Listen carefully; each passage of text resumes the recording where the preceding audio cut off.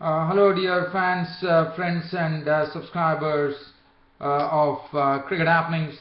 Welcoming you all. I was very glad that yesterday the cricket show that I did, I had some commentary towards the end when England actually managed to win the first one day international of the series against Sri Lanka, and I'm very happy that you all liked it. I saw that on the Google Plus. I got some plus marks. Well, thank you for that gentleman who did that, and also thank you. I saw that you also subscribed to my video, so thank you very much. Today, as far as this cricket happening show is concerned, yes, we are going to definitely start off with the third ODI. I'm going to start off from where I left off. Even though I gave you some cricket commentary, I just would like to briefly talk about the game, how the young brigade of Josh Buttler and Joe Root actually really went about their business in a very nice manner and getting this first victory under the belt for this English team. So Sri Lanka and England. So now Sri Lanka still lead the series 2-1. It's a 7-match series. So England have definitely slowly caught on there. I'll come back to that. As I said, I'll start off from where I left off, and then as you know, the World Cup 2015 in Australia and New Zealand is it's daily. We are seeing the countdown is going on. February 14th is the start of the World Cup on Valentine's Day, when the two teams should be clashing. I mean, in Australia, the World Cup 2015 in Australia and New Zealand, which is jointly held. One is really looking forward to it. As I said, that is going to be the showpiece event of 2015, and what a start to the new year when the World Cup 2015 in Australia and New Zealand kicks off. And I really can't wait to actually watch the proceedings. I only wish and pray that I get an opportunity to really see that match live and talk about it. That that would be great. Anyways, it could be wishful thinking. I know I'm not in that league. It could be wishful thinking. Well, let's get on to cricket here. Now, as far as cricket is concerned, yes, I'll definitely be talking about third ODI. Then, as you know, the World Cup 2015 is around the corner. Every team, South Africa became the first team to announce their 30 probables for the World Cup 2015. Well, I couldn't get time to talk about it, but today India have actually named their 30 probables for the World Cup 2015. Well, I wouldn't say there are surprises, but India definitely now is looking forward to the future, and they have decided that they are going to go with the young brigade to the World Cup also, because the reason that I'm saying you that all the big names, 5 big names that played and were part of the 2011 World Cup find themselves out of even the 30 probables that have been named for the 2015 World Cup. I was a bit surprised.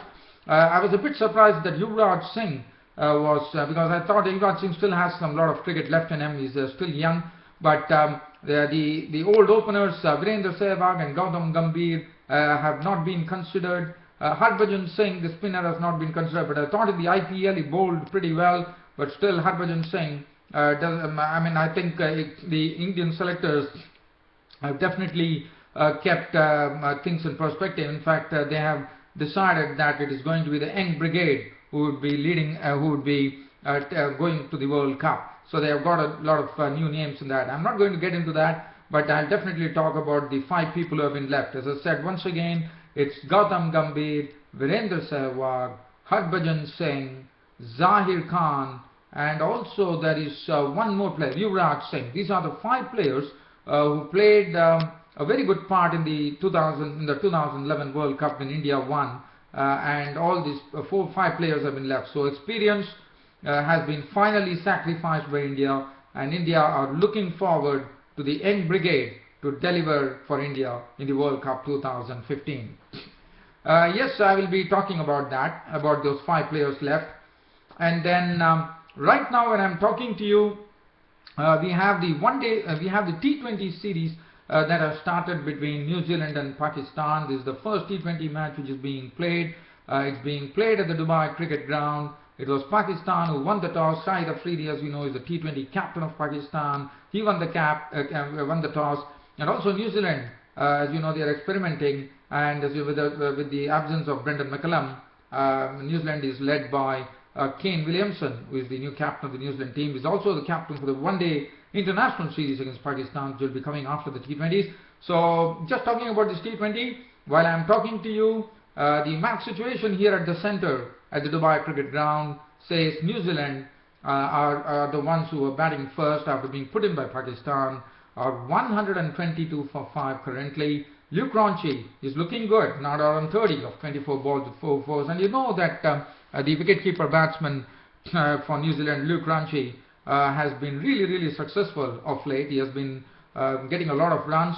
James Neesham today didn't open the innings. He's not out on 2, and I'll come back to that, and I will dwell on the scorecard as to what happened.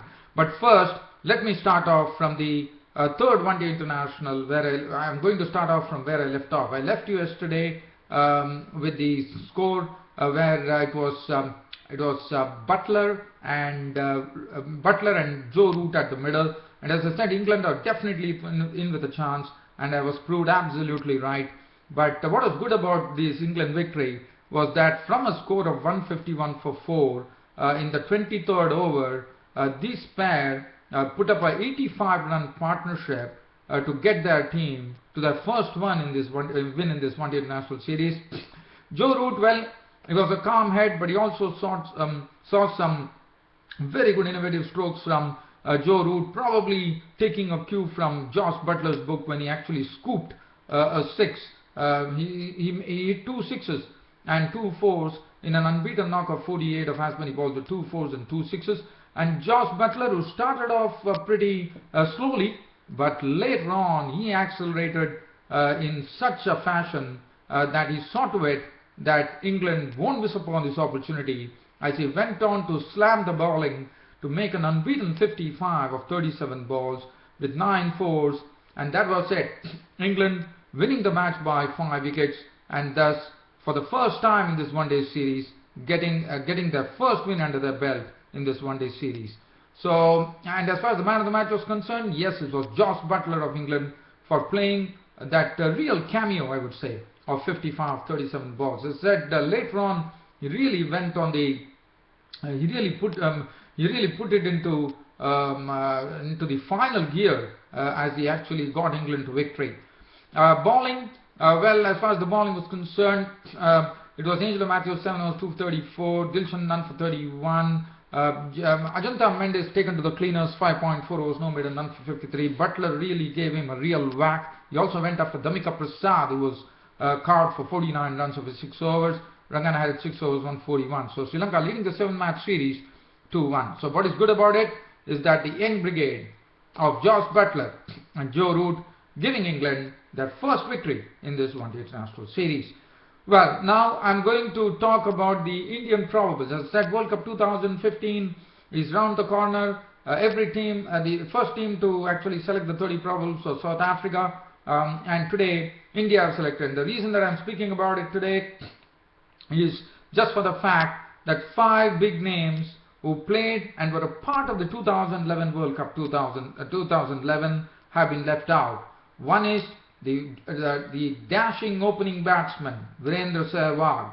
For me, I thought Virendra Sehwag, well, he did very well in the IPL, but I was told that in the domestic tourneys here, probably in the Vijay Hazare Trophy, he has not done well. So they have definitely gone on present form too. So Virendra Sehwag is no longer a part. So Virendra Sehwag is left out.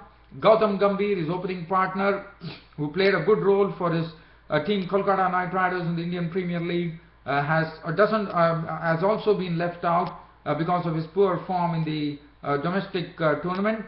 And the third player, which I was a bit surprised, the reason being Yuvraj Singh, I thought he still has a lot of cricket left in him, and you would remember that he is the one who holds the record for 6 sixes in a single innings, 6 sixes in a single over of the England bowler Stuart Broad in a I think it was a T20 World Cup, if I'm not wrong. Well, anyways, Yuvraj Singh, I thought also didn't do badly when I saw him in the IPL, but again they have really gone on the current form, and Yuvraj Singh also seemed to be not performing, unfortunately, and he has also been left out. And the other two names are Harbhajan Singh, the right arm spinner, has also not found favor with the selectors, even though I thought he did a decent job when playing for Mumbai Indians. He also captained the side in the Indian Premier League, but unfortunately he has also been left out. And Zaheer Khan, now that is another big surprise. Zaheer Khan, well, due to injury he has been out, he has not been playing much, but whether that was the right decision one does not know. Probably would have been a bit rusty, and probably the Indian selectors want to see to it that the current crop of players are the ones who have already been playing in international cricket, would be the best ones to go and take part in Australia in World Cup 2015. So Zaheer Khan also a bit of a surprise, but Zaheer Khan, but what was surprise was they were not even considered in the 30 probables for the 2015 World Cup. And as I said, the Indian selectors have based it on pure current form, and that's the reason they have been left out, these 5 players. But probably one does not know whether this would be, because as you know, the Indian talent is really blooming right now. A lot of good players coming in, a lot of good bowlers, a lot of things are happening. So it looks like I don't think that it's going to be easy for any of these players to come back into the reckoning. Well, unless and until they do something absolutely extra special to actually clinch a place in the Indian team for the Indian team. Well, anyway, so that's something I want to talk about. I'm not going to talk about the probable selected, because as you know, till they have time till January 7th, where every team has to submit. First, they have to submit the list of 30 probables for World Cup 2015, and then it would all be pruned down to half of it. So only 15 players will be going to the World Cup, and that is something that they would have to submit to the ICC within, I think it's on January 7th is the deadline to submit your 15 probables for the, sorry, not 15 probables, the 15 who would actually be taking part in the World Cup 2015. So 30 probables are just a sort of a real, I would say, just giving them an opportunity, and then probably trying to pick out the best from those 30 probables. Well, let's leave away from here, and now let's go to the current match. And as I'm talking to you, there's a wicket gone here. It was Mohammad Irfan who has picked up the wicket of Jimmy Neesham. Now this is something where Jimmy Neesham has tried to slice the ball, and he actually has given a catch to long off. Umar Akmal has come into the picture and taken the catch, and New Zealand currently, after losing the toss and put into bat by Pakistan, we are almost coming to the end of the 20th over. So I'll try to see whether I can keep some cricket commentary going here. Let's see. I'm just trying to see whether I can keep some cricket commentary going. Well, right now when I'm talking to you, it's Mohammad Irfan who is in. Mohammad Irfan is coming in. He has just completed his quota here with the final delivery that he bowls to Nathan McCullum. Nathan McCullum does not offer a stroke, and there is no run. So we are almost coming to the end of one innings here in the first T20 match between New Zealand and Pakistan at Dubai. Luke Ronchi is not out, 33 of 27 balls with 4 fours. Nathan McCullum is has not scored after facing a single delivery, and we are coming to the final over, and one has to see whether New Zealand can reach the 150 mark. They currently, their run rate, I wouldn't say by 2020 T20 standards, I wouldn't say it's a good score, especially considering that Pakistan are real specialists as far as T20 cricket is concerned. Yes, they definitely lost some matches of late, but I still think that Pakistan are well equipped to play T20 cricket, and one has to wait and watch. And today for New Zealand, there was a debut for Matt Henry, the pace bowler. It would be good to see how he goes against the Pakistanis. And while I'm talking to you, the innings has ended for New Zealand. In this first delivery that Sohail Tanvir has hurled to Ronchi, Ronchi is gone, his stumps have been shattered. He's bowled by Sohail Tanvir after making 33 of 28 balls with 4 fours, and that's the end of the New Zealand innings here. New Zealand all out for 130 in the 20th over. In the first ball of the 20th over, New Zealand in the first T20 match against Pakistan here in Dubai are all out for 130. I thought the Pakistani bowlers have done a good job here, barring Corey Anderson for New Zealand, who made a very quick 50. Other than that, it has been a real struggle as far as and actually it was Sohail Tanvir was coming round the wicket to bowl to Luke Ronchi, and it was a length delivery that was bowled to him from round the wicket, and in fact Ronchi was attempting a big stroke there and he lost his off stump. Well, now let's have a look at the full scorecard as far as the New Zealand batting were concerned. So New Zealand actually losing the toss and were put into bat by Pakistan. Matt Henry of New Zealand, the pace bowler, young pace bowler, making his T20 debut today. For New Zealand, it all started with not a good start at all. In fact, Anwar Ali was the one who provided the breakthrough. The first two balls, they got one run. It was Kane Williamson, the New Zealand captain on strike. He got a single. No, it was Martin Guptill on strike who got a single. Kane Williamson succumbed to the very first ball that he received from Anwar Ali as he was trying to actually flick a delivery through the onside, but missed, and he was hit on the pads, and Anwar Ali had taken Kane Williamson LBW for naught. So that was the first wicket. The score read 1 for 1. Anton Davicic walked in, and Anton Davicic also couldn't contribute much as Sohail Tanvir. Now this time it was an identical stroke that Kane Williamson played, the same way Anton Davicic attempted another flick, and once again that flick brought doom to New Zealand as Anton Davicic was trapped LBW, this time by Sohail Tanvir for 1, and the score read 10 for 2. And then more trouble followed for New Zealand as Ross Taylor got a real lifting delivery from Mohammad Irfan, and all that he could do was he actually ended up getting it on the shoulder of the bat. The ball flew high in the air. Umar Akmal just jogging and taking that catch, and he was gone, and New Zealand were in deep trouble at that stage at 15 for 3. Martin Guptill was there at the other end. He was holding the fort there, but Martin Guptill and it was Martin Guptill and along with Corey Anderson.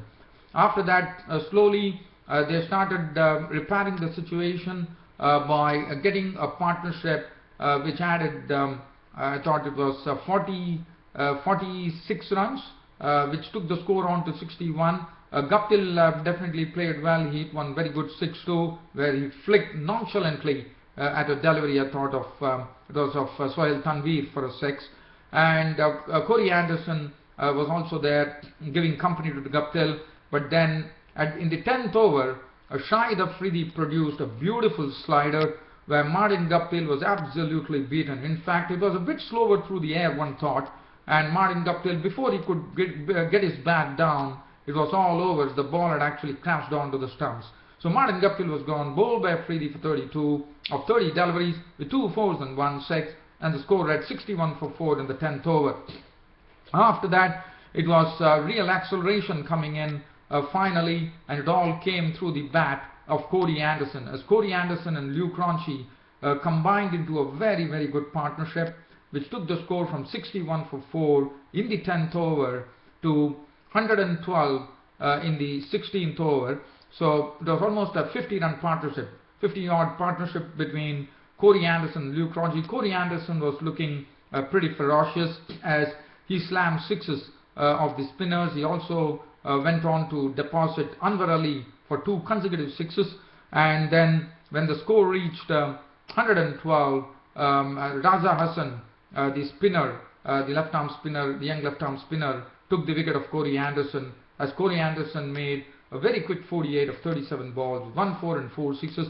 So he was gone, and then it was left to Luke Ronchi. But Luke Ronchi could not get any support as Jimmy Neesham lost his wicket to Mohammad Irfan for 6, and finally Luke Ronchi played some good strokes to score 33. But as I said, the final ball of the 20th over, it was the end of the New Zealand innings, 130 all out. Nathan McCullum was not out on naught.